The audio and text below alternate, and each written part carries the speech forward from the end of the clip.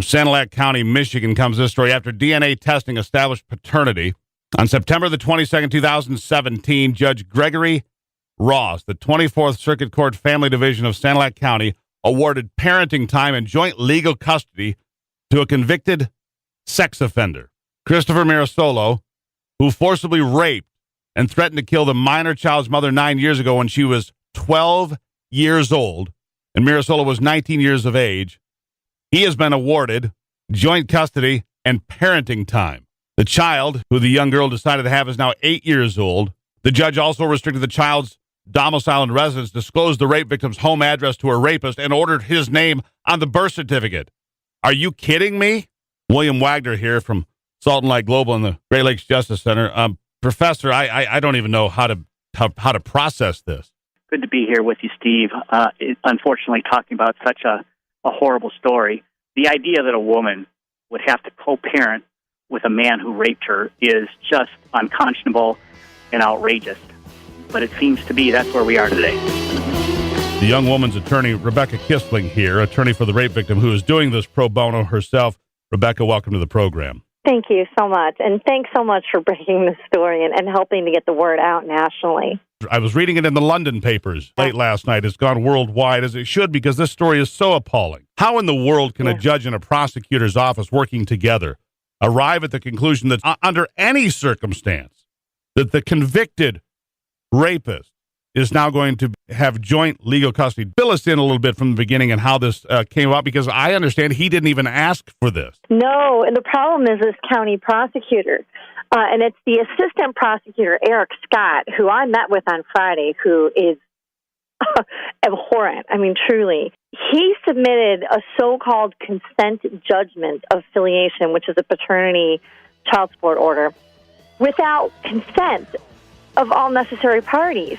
And for any citizen, this should be appalling. For the first time ever, she joins me on the program here with a live exclusive interview. And for the first time, we'll reveal her name. Tiffany, welcome to the program. Thank you. How are you? I'm doing well. The question is, how are you doing through all of this? I'm doing okay. So tell me about this story, how you first heard about it. I mean, obviously, you've gone through this traumatic situation. We'll talk about that in a bit. You're raped when you were 12. You decide to go through with the pregnancy. You have the child. You decide to raise the child, and the boy's now 8 years old, I understand. And you're in Florida, and you're living there, and you make an inquiry about something to do with your case. And all of a sudden, you're told you have to return to Michigan. Pick up the story for us. Well, actually, I was living in Michigan when I was served the papers for the child support through the state. I had previously already decided I was moving to Florida. So we ended up going down there, and when I went to change my address at the courthouse, they decided to tell me that there was a court order for me to come back. Tell me about the thoughts that went through your head. A court order for your rapist to be the parent of your child. Something had to hit awfully hard.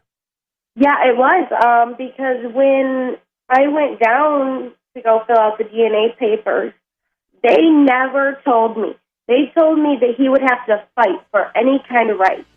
And then here this judge just hands him his rights. A story that was first heard on this program, but then went worldwide. And I mean, I'm looking at USA Today, Russian television, the UK papers, everywhere. Now, that has been rescinded, and we have the attorney here with us, Rebecca Kissling, who is an international pro-life speaker and attorney, and somebody who took this case pro bono, this young woman, Tiffany. Rebecca, welcome back. Thanks for having me back.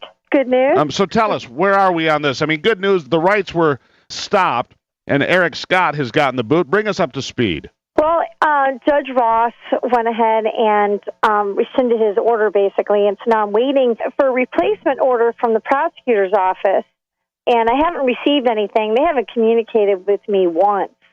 I was, not happy that Judge Ross pointed the finger at me, like as if I did something wrong, creating what he called a media circus. But, really, the circus is over there. The good news is one of the key players in this whole issue, this whole story, was Eric Scott, the assistant prosecutor in Sanilac County. He apparently is unemployed today. Oh, so happy. He was horrible. I tried to settle this matter quietly with him, and I just thought any reasonable human being wouldn't want this. I mean, I just didn't understand. She was told she had to come back from Florida by the prosecutor, and I thought, well, he must not know that she was 12. I mean, he should know, but maybe there's some mistake. Oh, no, he knew. He knew exactly who she was. He knew the circumstances, and he saw nothing wrong with it.